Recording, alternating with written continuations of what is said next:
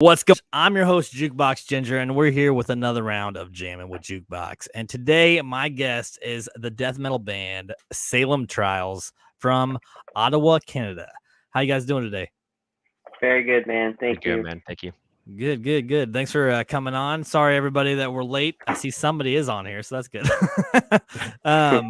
Well, you guys, go ahead and, it's funny. I actually found you guys just scrolling on TikTok. It's the funniest thing. And it's weird how that works, because once I saw you, now I see like every other clip is something that you posted. Yeah, it's interesting how that app works. The algorithm's so confusing. It is, and it's funny because my videos are so hit and miss. Like, I'll have some that have 100 views, and then I'll have some that have like 600 or 700 views. Yeah. I've got one that's got 6,000. It's just all over the place. Everywhere.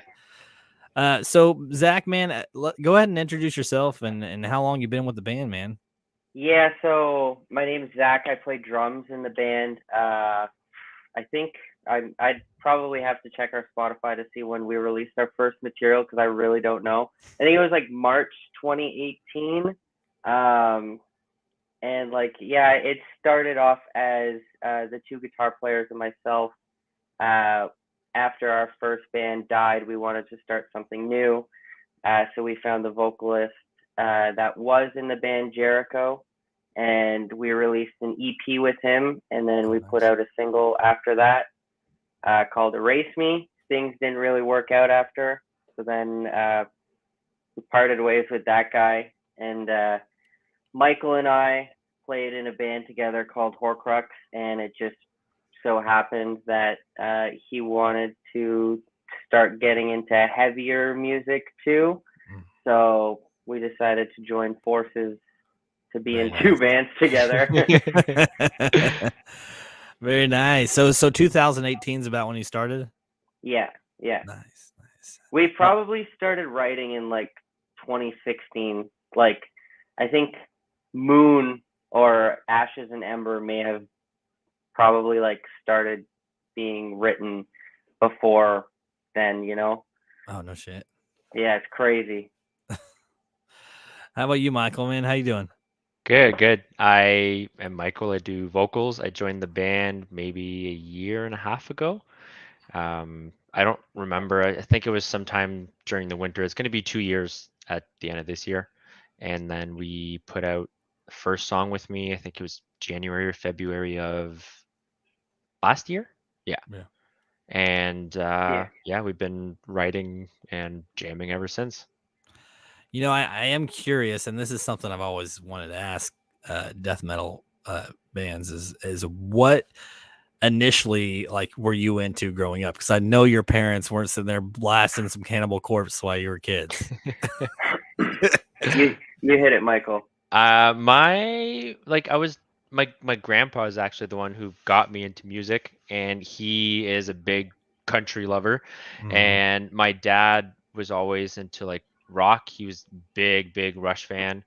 And then my mom just never really listened to music, and I got into Linkin Park at first, and then I slowly started getting into power metal, like Hammerfall and Nightwish and bands like that. Send on Nightwish.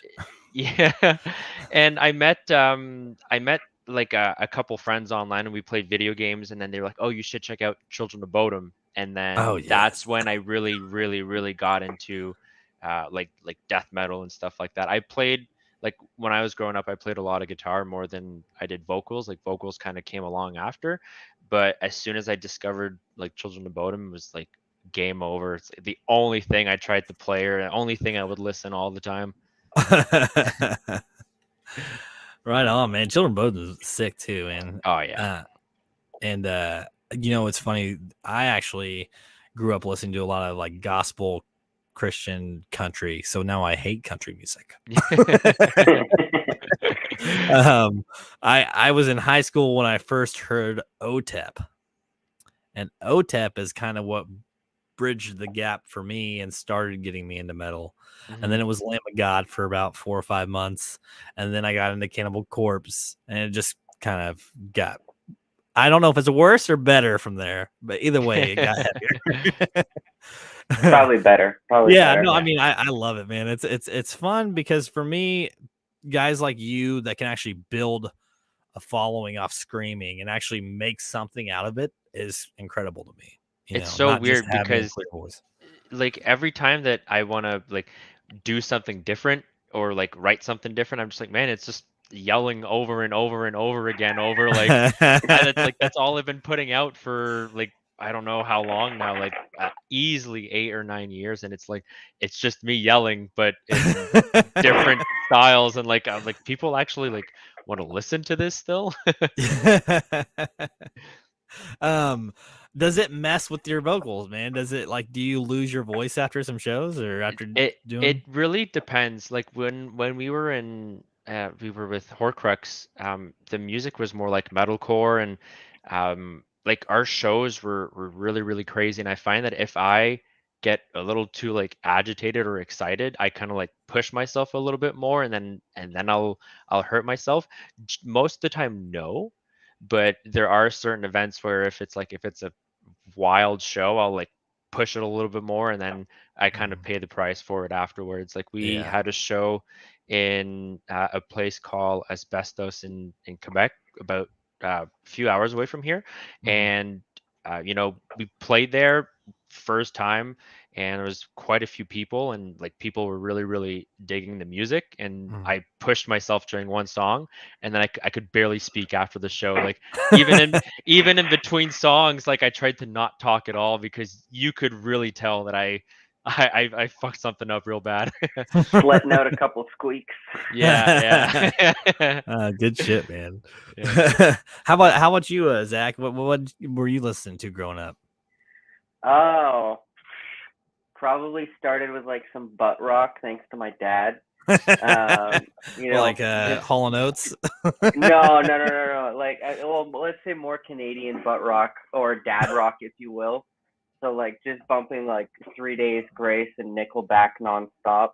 And then from then on, I like the first time like I got into my own music was probably like listening to like Blink 182, Sum 41, and then like I had like an Eminem phase whenever I was like I don't know Who like hasn't? 12, you Yeah, know, yeah. like yeah I thought I was the sickest wearing Uh. DC shoes and baggy pants, you know.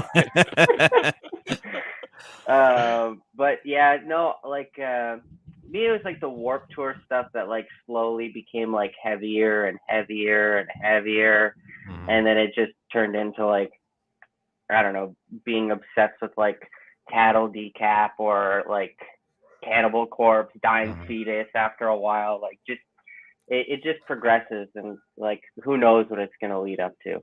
I remember when I this is a very long time ago. I'm 33 now, but back in high school when I used to hear death metal, and I was like, man, this is garbage. Like Yeah, you can't. It's just screaming, a bunch of people banging some shit together, and now it's like, man, I can't get enough of yeah, it. yeah, yeah. So Salem Trials. I am curious of the name. Where did we get that from? Who decided the name Salem Trials? I don't even know. um, like so whenever Michael and I were in the other band called Horcrux, I had put Salem Trials on the back burner because we were doing shows with Horcrux and we were having a good time doing that. Um, while that happened, the other two members figured out this name, Salem Trials. And like the biggest thing for us at the time was we need to find a name that um, like isn't taken, or if it is taken, they have to be like a very small local band kind of deal.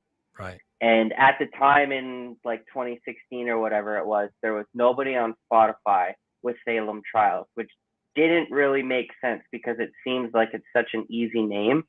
Yeah.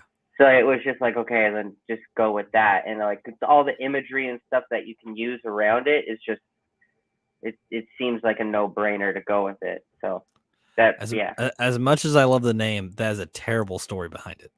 Yeah, I know. I know. I'm sorry. I'm sorry. no, no, you're good, man. It's good. The artwork is cool though. That noose and everything is pretty badass. Yeah. Thank you. I Did think we one did of the get band? some backlash on it on Yeah. Twitter at some point about Yeah. the whole name and everything. Yeah. Yeah. When I started my initial podcast was is Stardom, DUMB, and I Okay. got a lot of like, I don't even fucking know. It's an offensive comical show, it's a bunch of dudes bullshit, and people are like, Yeah. that's you shouldn't use that name. It could be very offensive to some people. I'm like, you clearly have not listened to my stuff. uh, so so you guys have you got any albums out right now, or? So the first EP that was without Michael is out, and with Michael we have 2 singles out so far. Another one that's coming this Wednesday, July 27th, and we have like 5 or 6 songs currently in the works, and we're gonna slowly start pushing everything out as Is the year goes everything on. independent, or do you guys have a label that you work with? Yeah, no, everything's solo, like DIY. Like, as much as it would be like really cool to have like the extra money to go do work with a label and whatnot, like, yeah, I mean, for now we're just trying to build as much of a fan base as we can, so Yeah, hopefully man. that can come our way. The last guy I had on, Brent Underwood from 87 and Pine, he gave me the right. He's like, yeah, you can go ahead and use my stuff. And I did, and I did copyright right away because of the label. Yeah. So it's Yeah. got its ups and downs, because then, like, once you guys sign with a label, then you really don't have rights to this, what you can and can't use, right? Yeah, no, it's true. What do you think about COVID, though? Has it really put a damper on everything? Like, is it harder for you guys to produce stuff? Do you have to like send the audio files back and forth, or do you actually meet up somewhere and do your stuff? Yeah, go ahead, Michael. Yeah. we're like a bunch of like audio nerds in the band, so like our 2 guitar players, Randy and Baker, will usually do the majority of everything, and they'll kind of put like placeholder fake drums for Zach to kind of like have a feel for it afterwards. And they'll usually record something and then they'll send it to the boys, and then they'll kind of exchange it back and forth for like 200 times, and then it'll be like, okay, we're satisfied with this, we'll move forward with this, and then I'll usually record it here.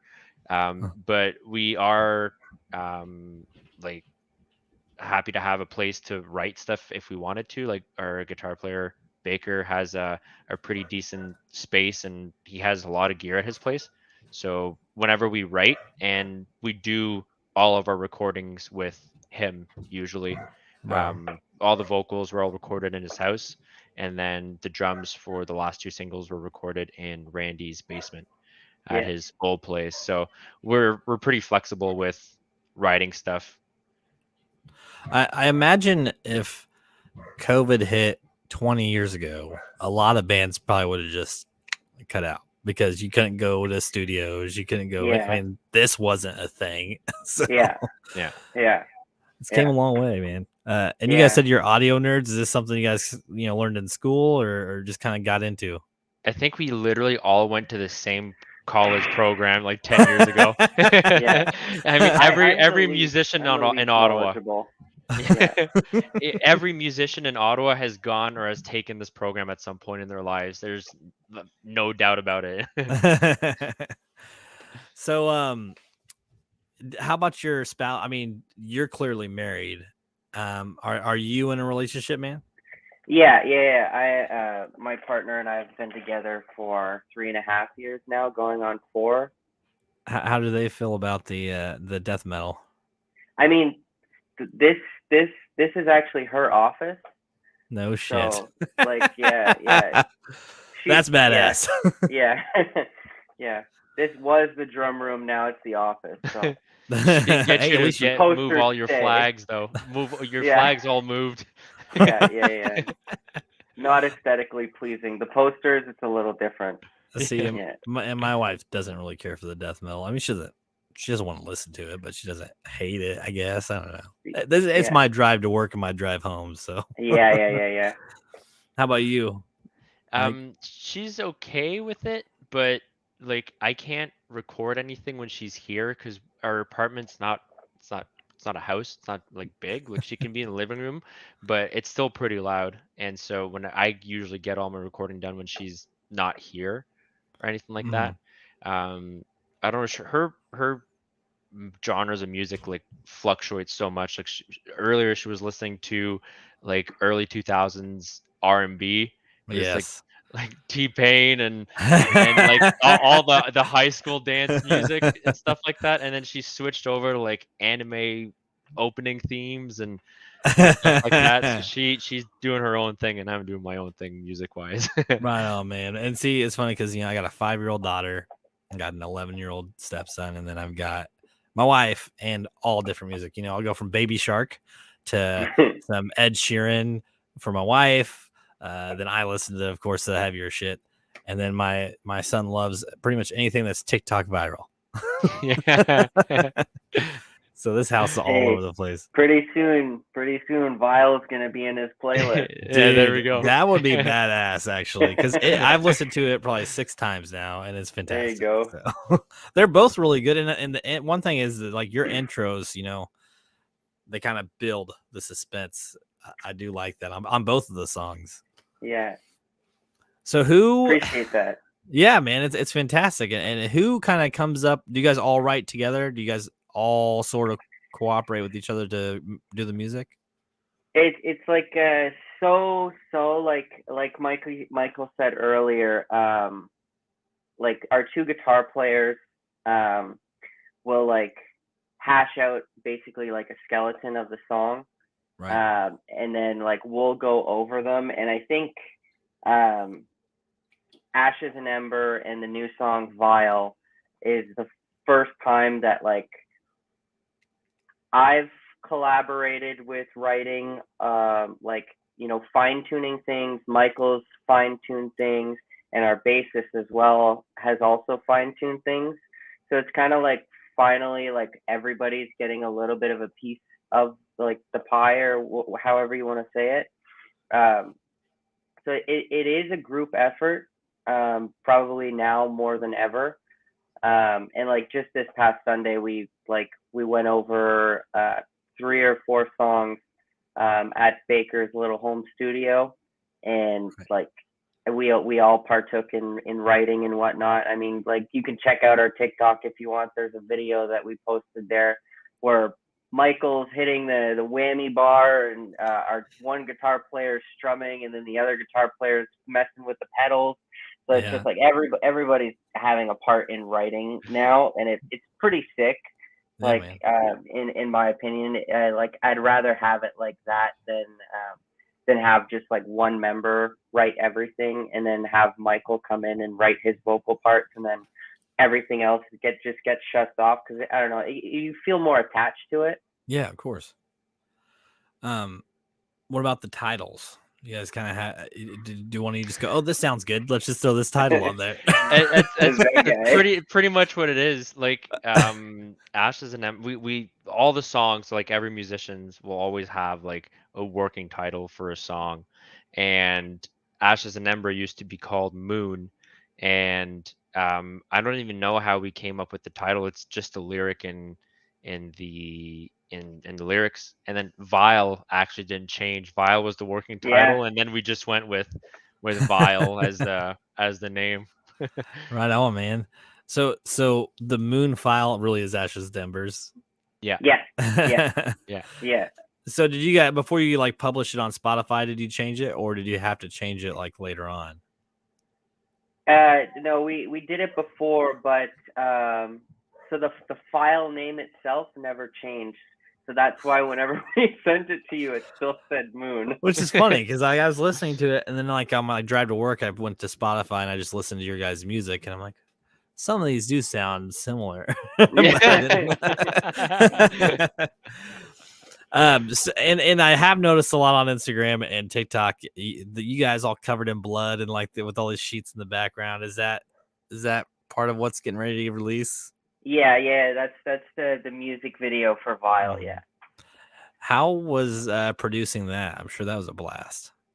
yeah. It was pretty sick. Like the spot that we filmed a video. Is basically just like a shed, a big old barn kind of deal. And we've used it before for a music video, so we didn't want it to look the same. So we just kind of like DIY built a little set and kind of wanted to go with like the serial killer, thrasher, thriller kind of, or slasher thriller kind of theme for it. So like blood and gore kind of stuff. And like we built the set on our own. And it was like coming up with it, our friend Ryan Stacy, who filmed everything. He was really good to work with. Like, I shot him over a bunch of ideas that I had for it, and he kind of like laid down a puzzle map for how we wanted it to go and what he would think. Like some of the stuff that I told him, like he just said straight up, "That's dumb." Like, no. Well, at least you got an honest friend. Yeah. And so yeah, he was really good to work with, and like the whole process was fun because it's just, again, like the guy who filmed the whole video, Ryan Stacy, he's a good friend of ours. So it was basically just homie hangs all day and filming a video and getting bloody at the same time. What'd you use for blood? I'm trying to think. I have a bottle somewhere. I don't know where. Spirit Halloween stuff, or yeah, basically. Yeah. Basically, Nice. yeah. It was like Keep it mint easy. flavored too. Mint flavored corn syrup or something like that. Yeah. So, dude, it was like it was so cold and it was so like sticky, and it was the worst. when it would dry on you, you'd feel so weird. Well, since we're talking about that, do you want to do that song first? Yeah, for sure. Yeah, let's go. Let's do it, man. I think that's the file that you have, correct? That I will get it going. And you guys can talk throughout it. I mean, on your end, you'll be able to kind of pause it or whatever if you want to like mention something. It's your song, so whatever you want to do. Awesome. You guys can see it now? Yep. Yeah. All right. I will press play.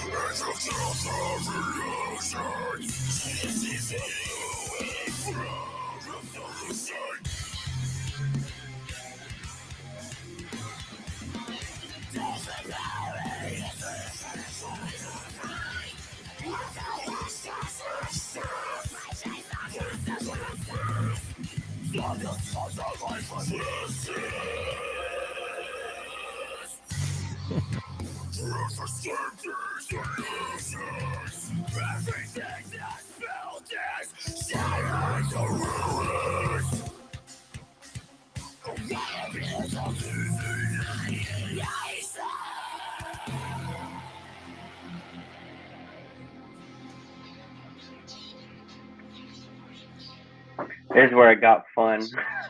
Yeah.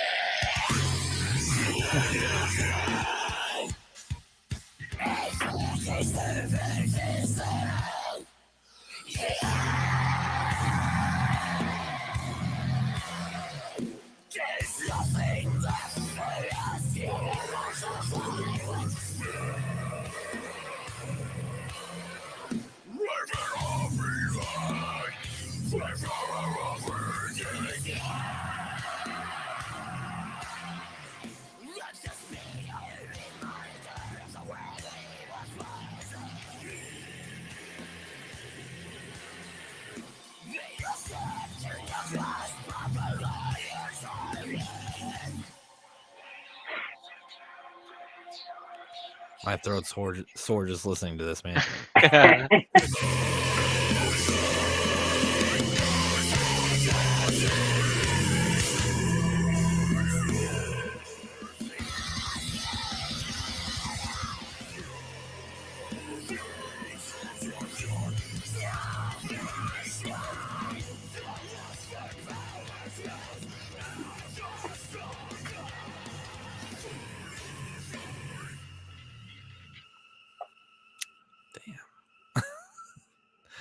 That is good, man. That is so sweet. Thank you. How many takes did it? I mean, were some of those scenes multiple takes? All of them. Yeah. What was your favorite part? Man, I don't know. It was all so much fun to film. Yeah. Might have been the White Russian. Yeah. I was gonna say, did you use that blood and add some rum to it or something? Yeah, it was definitely a long day to film that. Like, I don't know. Well, granted, like these like big bands probably take even longer, but for us, like I think we spent like 12 hours like filming it and whatnot. Hey, Ryan, Stacy, how you doing? Ryan, how's it going, Ryan? Did you just watch the music video? Because we leaked it. Yeah, no, it was a long day, beige. but it was a great time. Good, man. I mean, was it like? I'm guessing since it was in a shed, was it like middle of summer? Was it winter? It was cold. It was freezing. No, it wasn't cold that day. Yeah, it was. I'm pretty sure it was super cold. That was the Horcrux music video. I know. I'm guaranteed we did it in like. Oh, maybe you're right. Hey, wait, Ryan, Stacy, you're in the comments. When did we film the music video? He said he was Ryan sweating. Was sweating. Yeah. It wasn't that cold. Well, what? No, probably like April. We filmed this in April, I think. Let me check something real quick. Yeah. It's like 3 months ago. Just go to your e-transfers. When's the last time we e-transferred Ryan? Oh yeah, for the US viewers, we have a thing called e-transfers here, which is kind of like Cash App or Venmo. Venmo. We use Venmo around here like crazy. Yeah. Yeah. Doesn't make sense because you have to pay a fee every time you use it. Right. Well, you don't have to. Sometimes it just takes. If you don't want to do the fee, it just takes 2 or 3 days. That's all. Oh, okay. So, man, dude, you said you're sweating, but I know I've been out in 30-degree weather and sweat when I'm working. So, I mean, it could have been cold. Yeah, that's fair. That's fair. It was like, I mean, it's a steel shed, so if there was any sort of sunlight that day, it would have been like a fucking cookout inside of it. Yeah. Are all the props just shit you guys gather together from all your houses? Well, no, like I ordered, what did I order? Like, you know, whenever if you get like a room painted in your house or something like that, and then like all the plastic sheeting that you would put over your furniture or something like that, I ordered like 300 feet of it, and we used that for the wall kind of deal. And then the blood, I mean, I just went to a comic shop, or not a comic shop, a costume shop. Based off your office, I just assumed it was something you had in your office sitting around. It might be something. Who knows? No, this is the shelf of doom. So was this probably? I mean, is this the first music video you guys have done, like with the current band members now? Is this your first music video? Yeah, that's awesome. Yeah, and the shed, I'm guessing, is somebody you knew. Yeah, it's my parents, so it worked out even well. nicer. So, yeah, that helps. Yeah. So this next one, even though you guys changed the name of the song. Have you guys gotten a lot of feedback on that? Because that one's actually been out for a while, right? Yeah. For Ashes and Ember, you're referring to, right? Yes. Yeah, it's been the most well-received thing we've ever put out. So that's a really good feeling. Yeah. And has social media been a big help as far as exposure for the band, would you say? Yeah, 100%. We started taking TikTok a little bit seriously. We started taking Instagram seriously, and it's helped. Like as Michael's on our TikTok and stuff like that, posting his own stuff as well. But for the most part, like I'll be just bossing the guys around, be like, I need you to film like a video of you playing guitar. We're like, Michael, I need you to film a one take video, and friends help with editing and stuff like that, and just to post everything. It's a lot of effort, but I mean, I feel like it's been worth it so far. We've gotten, the best results we've ever had, so we're gonna just keep going the way we're going. Oh yeah, man, and I hate social media, but it's definitely my number one exposure. It took me so long to get on TikTok because I was so used to watching my wife's. I'm like, this is some stupid shit. Who just sits here and scrolls that? And now I have one, and it's nothing but bands, beards, and just random dude shit because that's what I watch. No, this isn't that bad, but when you start watching it off your wife's phone, it's pretty stupid. Yeah. So do you guys all have your own personal accounts, or you just share Salem Trials? Well, actually, motherfucker, Mike, you have your own, right? Yeah.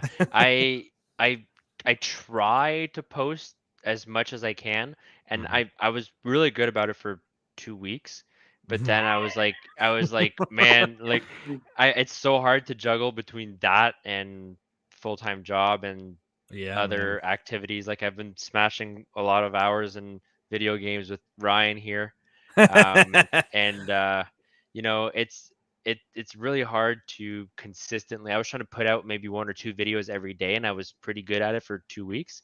But then I was like, man, I need to chill for a second. You know what I do is I just go through my YouTube, like all my past shows, and I'm like, I haven't done a clip on that show in a while, so I'll just go on there. I'll like screen record like a 3-minute thing and then compress it into a clip. Yeah. I try to do that too, but then I get hit with the same thing as you with copyrights. Like there's some of the covers that I do that I can't post on TikTok because it gets taken down immediately. And I've been posting so many of like covers of the same band every single time, and I'm just like, do people actually want to hear another clip of said song or said band? And then I just need to like just get that out of my mind, and then just post it anyways, because like if you look at ours, like Ashes and Ember has been posted like probably over 100 times so far. So I just need to get out of that mindset and just keep posting like clips from my current material that I have out right now. Yeah, man. So you guys want to go ahead and play Ashes and Embers? Yeah, let's go. All right. Did you notice that the audio was a little off on the last song? Yeah, I don't know. I to my knowledge, I don't think Ashes was off like that whenever you played it in the pre-chat. And that's what my fear is of playing like video files like what you shared. Like I think it still sounded fantastic, but for some reason on this platform, it just gets a little weird. Yeah. All right, here we go. This is Ashes and Embers, or Ashes to Embers? Ashes and Ember. Okay, sorry. I don't want to get it wrong. No, you're good. Here we go.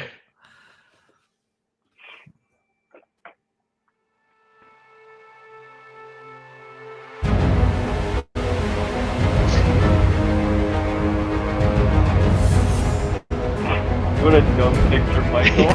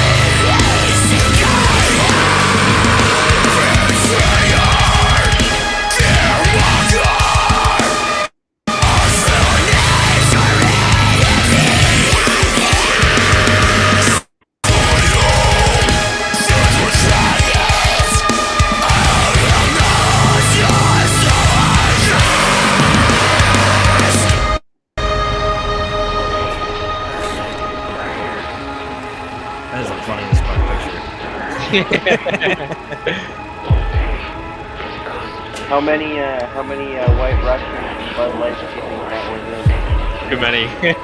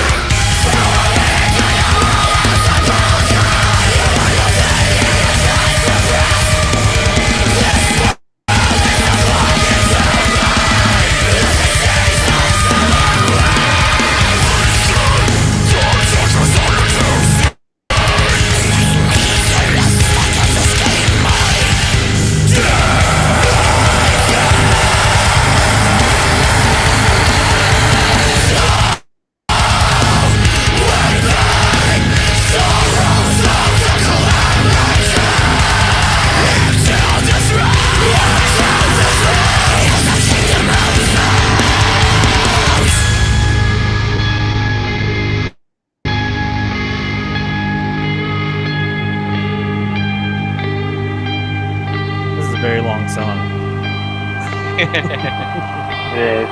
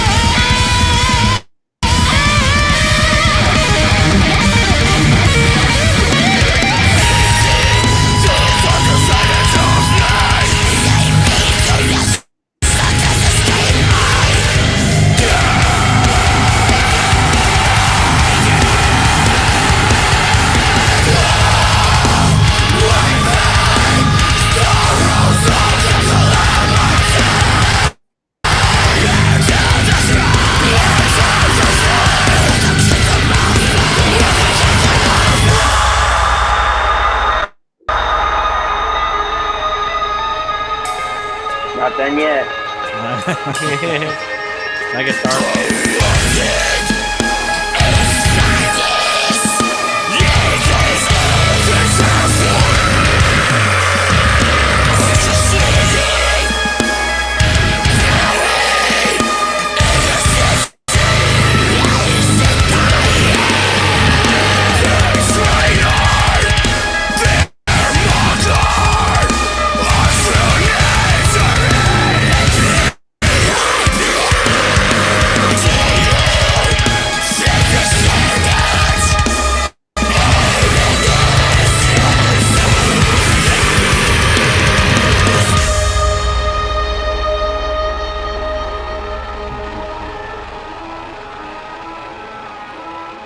So many like ups and downs like throughout that song, man. That is so killer. I hated it at first. Well, why is that? That exact reason. It made it too long, I thought, and then yeah, it just grew on me after a while. Every You band hate has to long have songs, that too. one song hate that's long just like songs. outrageously long, man. Yeah. we have one too many, I think. That guitar solo is pretty sweet. There, about little past halfway point, and Yeah, that's awesome. Mhm. yeah. That's the both guitar players. They both take a turn at it, so it's like another thing that's too long. They both needed a solo. Like, Well, and come then on. the drums at the end, man. I mean, come on, dude. I mean, Yeah, it's yeah. perfect. Like, I goofed off too. So everybody got a part in there. yeah. As far as like doing the vocals for this stuff, like when you're done and you listen to the final take, are you like, man, what could I have done different? Like changed the pitch or something. Do you ever think about like stuff like that or no? It's funny because Ashes and Vile, we went up one day and we smashed both songs within like a 10 or 11 hour window, whatever. And then we went home and I listened back to them and I was like, no, I was like, I'm gonna redo literally every single part. You know, like from there's maybe like 3 or 4 lines or maybe a little bit more than that that actually stayed from the first session, Mhm. but other than that, I find that to get it right, I like we need to play it a few times. Like I can sit here and write it and record it and be like, okay, let's hit the studio, but then live, like it's not that I can't do it, but like it sounds better, or I learn how to like make it sound different Mhm. after playing it for so long, because I can just sit here and be like, okay, this part needs to be like all lows and then this part needs to be all highs. And then doing it, it just makes no sense. And then I can kind of find a way to make it all flow a lot better. Yeah. So like we wrote and recorded like a very, very rough demo of a new song maybe a month ago, and we've been slowly practicing it, and then I'm just like, man, this is so stupid, like why did I do this? Because I need to change it to make it flow or sound better. So whenever we record it for real, it'll be probably very different from how we recorded it at first. Yeah, that makes sense. I mean, and that's the same. Like when I first started doing the podcast, it's not music, but same thing. You know, I re-listen to the episode after I do it, and I'm like, what could I have done better? You know, Hmm. Yeah, is there something that I could have done that made it more interesting? And like I said, I like to compress clips from all my stuff, so I try to think about what would be a fitting clip and how can I get more clips out of this one episode. Yeah. So I mean, yeah, I get it, and then that's why I mentioned the screams because man, you have so many different screams going on. I didn't know if like after listening, you're just like, no, that scream didn't work as well as this one would. Or Yeah, well, it's funny that you say that because I was pretty much forced to record these one take playthroughs, but like listening back to like the vocals on the one take, because when I first joined this band, I was so used to doing like metalcore vocals, which is very, very different, and mm, I was kind of what really got me into wanting to join Salem was to try out new vocal techniques because I've been doing the metalcore game for like 10 years or so now, and I wanted to change it up. And so I started learning a few things, and when we recorded those two songs, it's when I was still very fresh at it. And then mm, they've been recorded for like since October or November of last year, right. something like that, because I know we got it mixed and mastered in around Christmas time. So, and then the one takes were recorded maybe a month and a half ago, and I'm like, man, like the one takes vocals sound so much better than the actual recording. Like I wish, I would have put in like all of this work a little Yeah, bit sooner, but it is what it that's what you is. got more songs for, man. You know, in the Exactly. yeah. future. So Exactly, exactly. And whenever we play them live too, I can just bring everything that I've done in the one take to the live songs, and I feel like that's pretty cool. So it's all good. It pays off in the yeah. end. How about you, Zach? As far as like the drums, like, is there times that you're like playing during rehearsal or something? And you're like, I don't know if I really like that. Zach never plays the same fills. No, like I'm like undiagnosed ADHD, like to the limit. Like sitting here right now is the worst. Like as much as like I'm loving this conversation, but No, like we're I about I done, could man. like stand up and pace, you know. You can. I don't know how the audio will be, but you're welcome to. But yeah, like for every band or every project or every session that I've done. Not that it's ever been a problem, but yeah, like Michael said, I have a hard time playing the same thing twice, especially for like fills and stuff like that. Yeah. And like usually at band practice, I'll like stay focused on the set. Like we'll play it all the way through, and I'll play it like probably like 90%, and then like the second time we play it, it'll be like 70%, and then like the other time I'll be like goofing off a little bit, or like just like changing stuff completely different, but like still kind of staying true to the song. But yeah, kind of like with what Michael was touching on, like how he's improved on his vocals. Like I couldn't play really fast with my feet before, but I could play like interesting patterns, and now I can play fast consistently. So it's like damn, like there's a certain part in Vile that now whenever we play it live or at practice, I'll just be going ham on my feet, like just consistent all the way through. But that's not there in the recording. So it's just like, well, people live are gonna see that and be like, either like, oh, that's cool, or like, oh, that's not how the song goes. But so I don't really care what they think. do you guys think that you get a lot of it out during your lives, and like some of the stuff that you wish you did in the recordings, like being live, you're like, man, I'm gonna experiment and do this and see what kind of reaction we get? Yeah. For me, I try more doing it at like at band practice and stuff like that. Like if I can do something silly or whatever, and I see like Mikey making a dumb face, like a damn, that was dirty facial expression, then I'm like, okay, I'm on to something here. But yeah, I try not to go. You just need Ryan to be there, so Ryan can just tell you it's dumb. Yeah.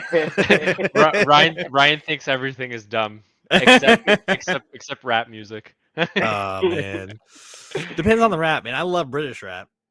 Yeah, Ryan's never left the Eminem phase. I mean, you know, I could listen to Eminem. If somebody just puts Eminem on, I could sit there. I'll probably even be able to sing it. Yeah. Couldn't tell you one new song. No, not at all. Well, hey, you know, you guys, I mean, what's coming up with the band? You guys got, I mean, obviously this release, you guys got like a tour coming up. You got any live shows coming up that people can hear about? So we have shows booked in August, every weekend of August. Nothing in the US yet. So right now we're playing in Sudbury, Ontario, Cornwall, Ontario, Ottawa, and Newmarket.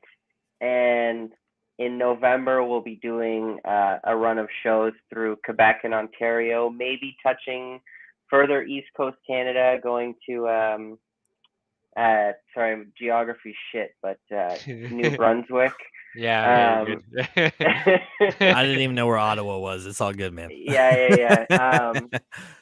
Yeah, I think that's basically our plan for the rest of the year for shows, and then most likely we'll be putting out one more song before the end of the year, hopefully two, but for sure one.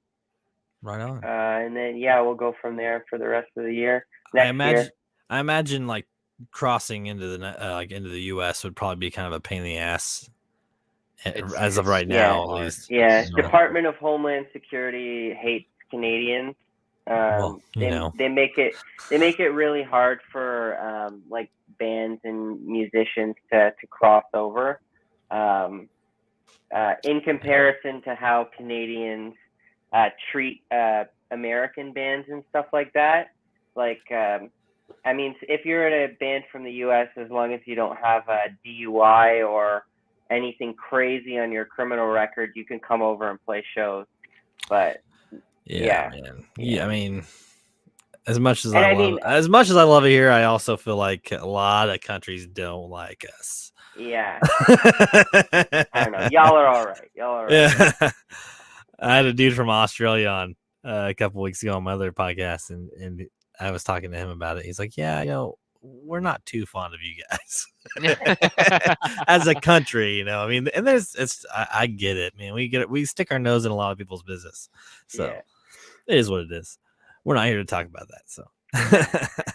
Well, hey, again, guys, I appreciate both of you coming on here. And if you guys want to give maybe some of your platform shout outs, some of your social medias, now's your time to do it. It's all you, baby. I don't even know our handle. Okay. You can find us on Instagram and TikTok at Salem Trials Band, all one word. Our Facebook, I think it's just facebook.com/Salem Trials.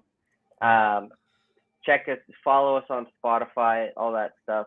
I would say to pre-save the new song, but I hate pre-saving people's songs. So just follow us, you know. Maybe on the 27th, if you feel like listening to our music, check it out, you know. Well, and Instagram and TikTok seems to be the easiest way to get a hold of you guys. So yeah, like it's they've been giving us the best feedback, so like we're putting more into it. So yeah, TikTok and Instagram, that's the way to do it. Yeah. All right. The rest of them, screw it. All right, guys. Well, hey, I know it's getting late there, so I'm gonna let you go because I know we all have other jobs and stuff in the morning. So. Yeah.